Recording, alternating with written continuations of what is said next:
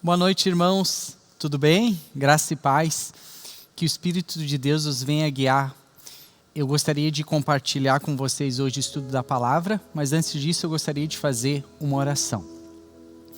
Senhor Deus e Pai, que o Teu Espírito, meu Senhor, Ele venha falar comigo, venha falar com essa pessoa. Venha, meu Deus, mostrar e revelar qual é o Teu querer e a Tua vontade, os Teus ensinamentos sobre as nossas vidas. É o que nós te pedimos, meu Senhor. Fala conosco, em o nome de Jesus. Amém. Eu estava meditando na palavra de Deus, e uma coisa que nós temos percebido na sociedade é que a fé das pessoas, ela tem se esfriado. Não é por menos, porque Jesus já alertou isso, dizendo que o amor de muitos se esfriaria. E não é nenhuma novidade, é só você ver ao seu redor, você vai vemos diversos tipos de notícias aterradores, pais que matam filhos, filhos que matam pais, maridos que batem esposas, esposas que matam maridos, situações das mais diversas, inclusive de abuso, de tortura. Basta a gente ligar a TV ou abrir um site de notícias que nós vemos e percebemos que o amor de Cristo, o amor tem se esfriado, o amor entre as pessoas tem se esfriado. E o amor das pessoas para com Cristo também ela tem se esfriado. E pensando sobre isso, estava meditando e tem se formado, inclusive, nos nossos dias, um movimento daquelas pessoas que se consideram desigrejados. Ela já não quer ir em igreja nenhuma, e esse movimento tem levantado uma bandeira de que eu não preciso de igreja, eu não preciso congregar, eu posso buscar Deus da minha maneira. Deus é onipresente, Ele está em todos os lugares, então o que me impede de buscar a Deus na minha casa, já que Ele está em todos os lugares? Só que existe um problema com esse movimento, porque esse movimento tem levado a uma individualidade. A pessoa, ela chega e diz, não, mas eu posso fazer assim, eu posso buscar a Deus, eu posso ler a minha Bíblia na minha casa. E esse pensamento que de certa forma leva para a individualidade, ele vai contra de um dos princípios de Cristo, que é justamente o oposto da individualidade, que é a coletividade. Cristo veio e Ele trouxe para nós a ideia de um corpo, onde Ele é a cabeça e nós somos o corpo, somos os membros de Cristo. E um corpo não é um ser individual, o corpo é algo que funciona de maneira coletiva. Todos os órgãos funcionam em conjunto. Você vê que se você tem um problema de saúde numa área do corpo, não é só aquela área ali que sente aquela dor. É todo o corpo que sofre, padece e geme, porque o corpo é um ser coletivo. Assim também somos nós para com Cristo. E essa ideia de corpo, ela nos leva à importância de congregar, de termos sim uma comunhão individual com Cristo, mas uma comunhão coletiva juntamente com os nossos irmãos. Eu queria pedir para os irmãos abrirem a Bíblia no livro de Hebreus, capítulo 10, versículo 25, porque aqui Paulo, para os hebreus, lá atrás, muito tempo atrás, ele alerta para esse movimento de individualismo. E ele ressalta bem a importância que há de nós congregarmos. Ou seja, nós devemos ser parte do corpo de Cristo. A igreja é um ser coletivo. E isso é muito importante. Ele diz assim, Hebreus capítulo 10, versículo 25. Aliás, podemos ler no versículo 24.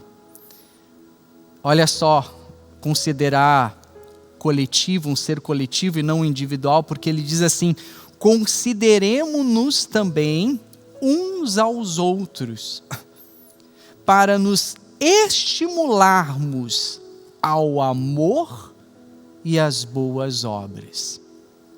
Não deixemos de congregar-nos, como é costume de alguns. Antes, façamos admoestações, e tanto mais quando vedes que o dia se aproxima.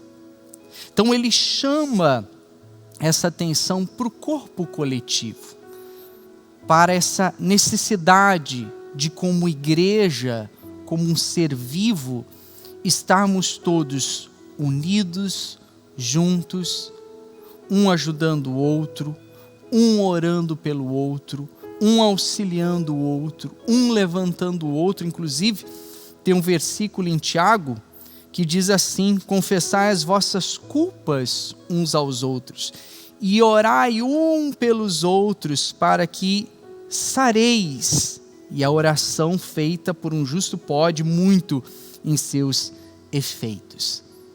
É a ideia de Cristo, de coletividade, de um ajudar ao próximo, amar Deus acima de tudo, acima de todas as coisas, mas amar ao meu próximo como a si mesmo. E por isso vem a importância da pessoa congregar, da pessoa vir, frequentar, fazer parte dos cultos, porque é exatamente isso que o corpo deve fazer. Porque você sabe, quando há um grupo de pessoas, o que acontece no coletivo? O coletivo, ele nos fortalece, ele nos anima, ele nos renova. Inclusive, quando um grupo de pessoas se reúnem para buscar a Cristo ou cultuar a Cristo, quando você vem num culto, todos estão numa só fé, num só objetivo. De repente você ouve o testemunho de uma pessoa, aquele testemunho te anima, te renova, te dá força. Às vezes você vê um irmão contando uma luta, uma dificuldade, você até inclusive se compadece dele, e você vai, você ora por ele, você busca por ele. Veja os benefícios de sermos um corpo unido, claro, com Cristo Jesus. Eu sempre costumo usar um exemplo simples da importância de congregarmos, da importância de vivermos em comunhão, intimidade com Deus, não só de maneira individual, que é muito importante, cada um deve ter a sua comunhão individual com Deus, mas também ter essa comunhão coletiva com Deus. É como um braseiro. Imagina, você tem lá as brasas acesas. O que acontece se você pega uma brasa e você tira ela do braseiro? Aquela brasa que está quente, que você não consegue nem pegar na mão, porque senão você vai queimar as suas mãos. Você tira ela do braseiro, você tira ela do coletivo e você coloca num cantinho. Imediatamente, o que acontece?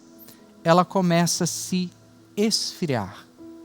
E depois aquela brasa que era acesa, que era quente, que ninguém conseguia tocar, de repente se transforma apenas em um carvão preto, sujo, frio.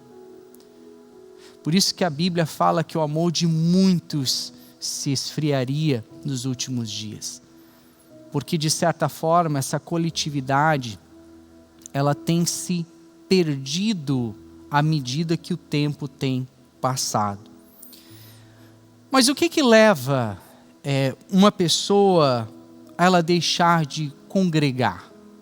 Seja a igreja A, B ou C, o que faz com que a pessoa ela deixe de frequentar uma igreja, que ela não tenha vontade mais, digamos, de seguir congregando num lugar? Eu resumo isso numa única palavra: decepção. Quando o ser humano ele coloca de certa forma, deposita sua fé, sua esperança em homens, então facilmente ele termina por se decepcionar. Por quê? Porque quando você olha a igreja, quando você olha o pastor que está ali pregando, quem está ministrando a palavra, os irmãos que estão congregando a igreja, é natural que você vá encontrar algum defeito. Eu sou ser humano. Se você procurar defeitos em mim, não é nenhuma novidade que você vai encontrar defeitos em mim.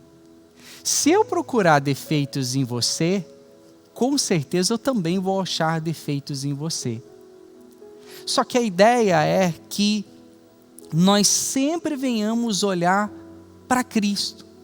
Porque quando nós estamos e temos os nossos olhos fixos, colocados em Cristo, não interessa se o pastor errou, se o irmão fez isso ou deixou de fazer, enfim, nada dessas coisas tem importância, porque os meus olhos estão colocados em Cristo. Isso nos leva a refletir, e você deve refletir também. Para onde você tem olhado?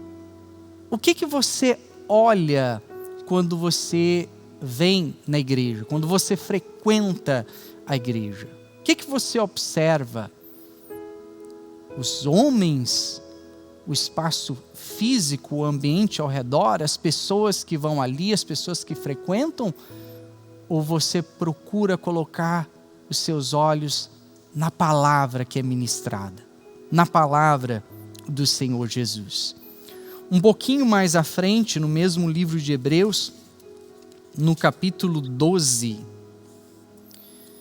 diz assim: portanto também nós, visto que temos a rodear-nos tão grande nuvem de testemunhas, desembaraçamo-nos de todo o peso e do pecado que tenazmente nos assedia. Corramos com perseverança a carreira que nos está proposta. E o versículo 2, maravilhoso: olhando firmemente para o autor e consumador da fé.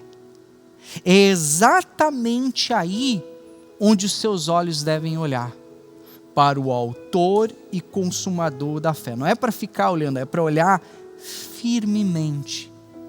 O que Paulo está ensinando para nós aqui? Olha, você tem que olhar para Cristo, você tem que olhar para Jesus, você tem que olhar para Deus. Coisas externas podem acontecer, problemas podem surgir, discordâncias podem acontecer, mas não se esqueça que o seu foco é uma só coisa: é ter os seus olhos colocados firmemente no autor e consumador da fé. Que ele diz: Jesus, o qual em troca da alegria que lhe estava proposta, suportou a cruz. Ele suportou a cruz, ele morreu naquela cruz por nós, por mim, por você, pela salvação da nossa alma. Então, quem nos irá salvar não é o pastor. Quem nos irá salvar não é a igreja. Ninguém nos irá salvar a não ser o nosso Senhor Jesus. Então, quando a pessoa ela vem na igreja, porque existe um sentido, por que existem igrejas? Por que existem os cultos? É justamente para fortalecer a nossa fé. É para nos renovar, nos reavivar. Problemas, dificuldades, às vezes desentendimentos podem acontecer, e às vezes é o próprio diabo que ele planta uma semente de desentendimento justamente para desviar o nosso foco, desviar o nosso olhar. Mas a gente não pode cair na armadilha do diabo, porque homens podem errar, as pessoas podem errar, as pessoas podem nos frustrar, as pessoas podem nos decepcionar, mas existe alguém que jamais vai errar e jamais vai decepcionar, que é o nosso Senhor Jesus. E quando nós temos os olhos colocados, fitos, firmemente no Senhor Jesus, quando estamos em um lugar e talvez hajam coisas que a pessoa não esteja de acordo, alguma situação errada, por a pessoa ter o olho colocado em Cristo, o que ela faz? Ela ora por aquele irmão, ela ora por aquele pastor, enfim, ela faz o papel de cristão, ela busca, ela soma naquele corpo de Cristo, para que ele funcione em perfeição. Você vê que se alguma área do seu corpo fica doente, algum membro do seu corpo fica doente, todo o corpo age. Todo o corpo trabalha junto para trazer a cura, a renovação, a restauração. Assim deve ser o cristão. Ele congrega, ele se fortalece, ele se renova. E por ele ter os olhos colocados em Cristo, havendo alguma divergência ou havendo alguma coisa que talvez não esteja de acordo, importante que esteja de acordo com a palavra de Deus, ele, ao invés de seguir a onda do individualismo, ele vai para o coletivo, ele ora, ele jejua, porque ele quer ver o corpo de Cristo bem. Tem uma palavra que eu geralmente costumo usar, que retrata muito essa importância dos nossos olhos estarem colocados em Cristo, que é lá em Mateus, capítulo 14, uma história conhecida por todos, que é aquela situação em que Pedro anda sobre as águas. Mateus capítulo 14,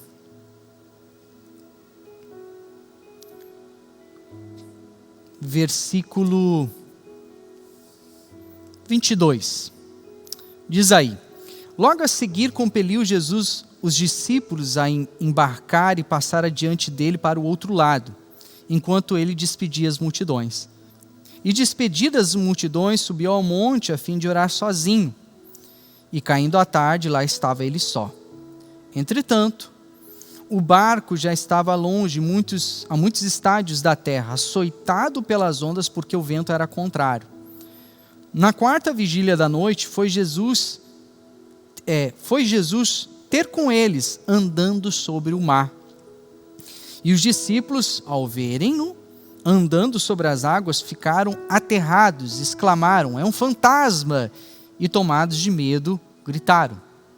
Por mais, imagina você estar lá num barco no meio do nada e de repente uma pessoa aparece ali caminhando. Mas Jesus, versículo 27, imediatamente ele disse: tende bom ânimo, sou eu, não temais. Respondendo-lhe Pedro, disse: Senhor, se és tu, manda-me ir ter contigo sobre as águas. E ele lhe disse: vem. E Pedro, descendo do barco, andou sobre as águas e foi ter com Jesus. Pedro ouviu a voz de Jesus. Pedro colocou atenção na voz de Jesus e ele começou a andar sobre as águas. E olha que interessante, a primeira palavra do versículo 30 diz aí, reparando. Reparando, porém, na força do vento, teve medo e, começando a submergir, gritou: salva-me, Senhor. Qual foi o erro de Pedro? Ele começou a reparar naquilo que não era importante, naquilo que ninguém precisava reparar. Enquanto ele ouviu, creu, obedeceu e seguiu a voz de Jesus, você vê que ele estava andando sobre as águas. Mas no momento que ele deixou de reparar em Cristo e começou a reparar em outras coisas, começou a reparar ao redor, começou a sentir que o vento era contrário, viu que o vento era muito forte. Quando ele deixou de olhar para Cristo, foi aí que ele começou a afundar. É exatamente a mesma coisa que acontece nos dias atuais. Quando aquela pessoa que é cristã, ela deixa de ser cristã porque ela deixou de olhar a Cristo e ela começou a reparar em outras coisas, ela começou a reparar nos irmãos da igreja, começou a reparar na igreja, começou a reparar nas coisas ao redor, ela deixou de olhar para Cristo, a vida espiritual dela começa a se afundar. Isso é um chamado, isso aqui é um chamado, um ensinamento de Deus. Que os nossos olhos sempre têm que estar colocados em Jesus. Eu não preciso reparar em outra coisa, a não ser em Cristo, a não ser na sua voz, a não ser na sua palavra. Porque a palavra aqui é o manual da minha vida. Então, se os meus olhos estão colocados, fitos firmemente na palavra de Deus, em Cristo, não existe nada, não existe nenhum problema, não existe nenhuma situação, não existe nenhum escândalo. A Bíblia até, Cristo fala que são inevitáveis os escândalos, mas se os meus olhos estão colocados em Cristo, eu sou um pouco enfático e volto a repetir, os nossos olhos têm que estar colocados em Cristo. Porque quando os nossos olhos estão colocados em Cristo, nada nos vai abalar. Absolutamente nada. Seremos fiéis, nos manteremos fiéis, seguiremos firmes, seguiremos de pé, porque os nossos olhos estão colocados no nosso Senhor. Os nossos olhos estão colocados no nosso Criador. Isso me faz, inclusive, lembrar a história de José do Egito, que foi ultrajado, foi enganado, foi esquecido, foi traído pelos próprios irmãos, foi enganado, foi preso pelo próprio patrão, passou 1001 coisas, mas por ele ter colocado os olhos no Criador, ele sempre teve postura e ele sempre se manteve fiel. E é exatamente isso o que um cristão verdadeiro faz. Ele sempre se mantém fiel. Ele não cai, ele não desanima, ele não fraqueja, porque os olhos dele estão colocados firmemente no nosso Senhor Jesus, no nosso Deus, no nosso Senhor, no nosso Criador. É como diz lá no livro de Hebreus, tendo os olhos postos firmemente em Jesus. Quando nós temos os nossos olhos colocados em Jesus, nós vamos preservar a nossa alma, vamos preservar a nossa salvação. E o motivo de existir a igreja, o corpo coletivo, não é para você reparar nos problemas dos demais, é para você ajudar os demais, é para que todos venhamos juntos crescermos em Cristo, desenvolvendo a nossa fé, desenvolvendo a nossa salvação com intrepidez, com temor. É isso que Cristo espera de cada um de nós. Então, não vamos olhar para mais nada, vamos colocar os nossos olhos no autor e no consumador da fé, que é o nosso Senhor Jesus. Eu gostaria de fazer uma oração agora. Talvez você tenha assistido essa mensagem e você é essa pessoa que talvez você se decepcionou, e por você ter se decepcionado, você deixou de frequentar a igreja, seja esse ministério, seja outro ministério, e você tem sido essa brasa que saiu do braseiro e hoje você se vê fria, sem forças para orar. Eu gostaria de orar em seu favor. Senhor Deus e Pai, que o teu poder, a tua unção e o teu Espírito, meu Pai, venha agora de encontro a essa pessoa. Essa pessoa talvez que se sentiu, ou inclusive foi machucada e ferida por alguém. E por essa razão ela terminou se distanciando, afastando do corpo de Cristo. E assim ela tem se esfriado dia tras dia. Mas ela reconhece que ela não pode seguir dessa forma, ela não pode seguir dessa maneira. Ela entendeu e compreendeu que ela precisa ter os olhos colocados em Ti. Então, meu Deus, que agora venha o Teu poder, que agora venha a Tua chama, o Teu fogo, o Teu Espírito, acender, meu Deus, esse ser, acender esse coração, que venha a arder, meu Deus, a chama do Teu poder, a chama do Teu Espírito, a chama da Tua presença sobre a vida dessa pessoa. Ó Espírito Santo, nos ajude, Senhor, a sempre olhar para Ti, a ter os nossos olhos colocados em Ti, que não venhamos olhar nem para a esquerda, nem para a direita, porque não há outro caminho. Só o Senhor tem a vida eterna. O Senhor é o caminho, a verdade e a vida. Então, meu Pai, nos ajude, meu Senhor, a olharmos sempre para Ti. Sermos fiéis à Tua voz e à Tua palavra. Ó Espírito Santo, que o Teu Espírito venha nos fortalecer e nos renovar dia tras dia. É o que eu Te peço e agradeço, meu Senhor, na certeza da resposta dessa oração. Amém. Amém? Eu gostaria de aproveitar, antes de finalizarmos esse estudo, que se de alguma forma essa palavra te ajudou, te abençoou, ou se você conhece um irmão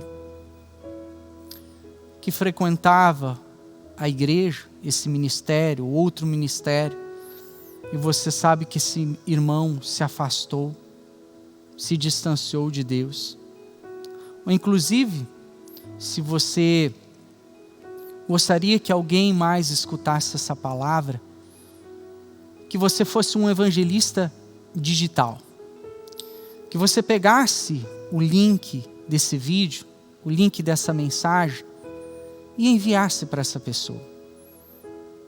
Às vezes a gente compartilha tantas coisas pela internet, coisas sem fundamento, coisas que não edificam nada. Por que não compartilhar essa palavra? Então pega, copia o link dessa mensagem e manda para alguém, manda para um familiar, para um amigo.